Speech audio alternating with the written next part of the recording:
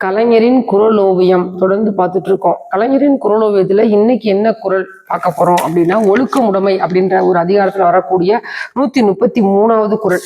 அந்த குரல் என்ன குரல்னா, ஒழுக்கம் உடைமை குடிமை இழுக்கம் இழிந்த பிறப்பாய் விடும் அப்படின்ற ஒரு குரல். இந்த குரலுக்கு கலைஞர் என்ன கதையும் காட்சியும் சொல்லியிருக்கிறாரு அப்படின்னா, ஒரு ஊர், அந்த ஊர்ல ஒரு பாகவதர் ராமாயணத்தை கதா காலாட்சேபம் பண்றார். அதாவது ராமாயணத்தை அப்படி சொல்றது, அதை அப்படியே ஒரு ஒரு இன்ட்ரெஸ்டிங்கா சொல்றது, அதாவது அதனுடைய காட்சிகள் அப்படியே காட்சிப்படுத்துற மாதிரி கதை சொல்றது. ராமாயணத்தை அந்த காலத்துலலாம் அப்படித்தான், அந்த கதா காட்சி கேட்டுதான் ராமாயணம் தெரிஞ்சுக்கிட்டும் நிறைய பேர்.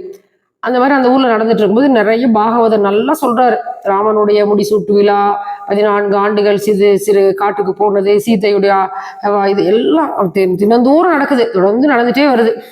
நடந்துட்டு தினம் சொல்றாரு. அந்த பாகவதர் அப்படி அன்னைக்கு சொல்லி முடிச்சோன்னே, அன்னைக்கு நிகழ்ச்சி முடிஞ்சோடனே அந்த ஊர்ல இருக்கக்கூடிய ஒரு பணக்காரனுடைய வீட்டுலதான், அந்த சீமான்னு சொல்லுவாங்க, அந்த ஊர்ல அந்த வீட்டுல தங்கியிருக்கிறார். அப்ப இந்த பணக்காரனுடைய மனைவியும் அந்த அந்த வீட்டுல வேலை செய்யற வேலைக்காரியுமே இந்த ராமாயணத்தை கேட்க வந்திருக்காங்க. பெண்கள் கூட்டம் அதிகமா இருக்கு.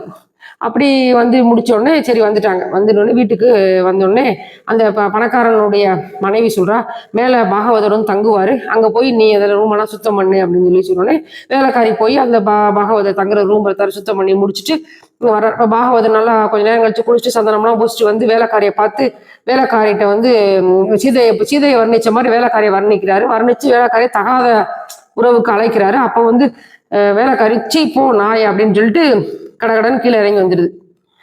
அடுத்து கொஞ்ச நேரம் கழிச்சு இந்த அம்மா போகுது, பாகவதரோட ரூமுக்கு பணக்காரோட மனைவி போகுது. என்ன பாகவதர் டல்லா இருக்காரு. பாகவதர் என்ன பாகவதரே இப்படி டல்லா இருக்கு, என்ன ஆச்சு அப்படின்னு. இல்லை நேற்று பூரா அந்த ராமாயணத்தை சொன்னதுல கதா பண்ணதுனால கதை சொன்னதுனால எனக்கு ஒரு டயர்டா இருக்கு, கைகாலெல்லாம் வலிக்குது அப்படின்னு சொன்ன உடனே, நான் வேணா கைகால் அனுப்பிச்சு விடவா அப்படின்னு இந்த பணக்காரோடைய மனைவி சொல்லுது.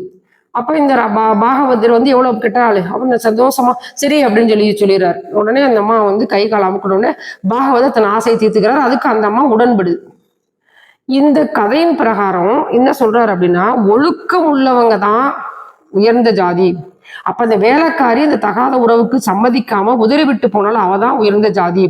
இந்த சீமானுடைய மனைவி அந்த பணக்கார பெண் அந்த தகாத உறவுக்கு ஒத்துக்கொண்டாள். அப்ப அவ இழிந்த ஜாதிக்கு அப்படின்னு சொல்லி இந்த குரல் சொல்லுது. அதுதான் இந்த குரலினுடைய பெருமை. ஒழுக்கம் உடையவராக வாழ்வதுதான் உயர்குடிக்கு பிறப்புக்கு எடுத்துக்காட்டு. ஒழுக்கம் தவறுகிறவர்கள் யாராயினும் அவர்கள் இழிந்த குடிப்பிறப்பாளர்களே ஆவார். அதான் இந்த குரல். கலைஞரின் குரலோவியத்துல இப்படித்தான் அருமையா கதையும் காட்சி சொல்லி அருமையா சொல்லியிருக்கிறாங்க. நன்றி. கலைஞரின் குரலோவியம் தொடர்ந்து பார்ப்போம். நன்றி, வணக்கம்.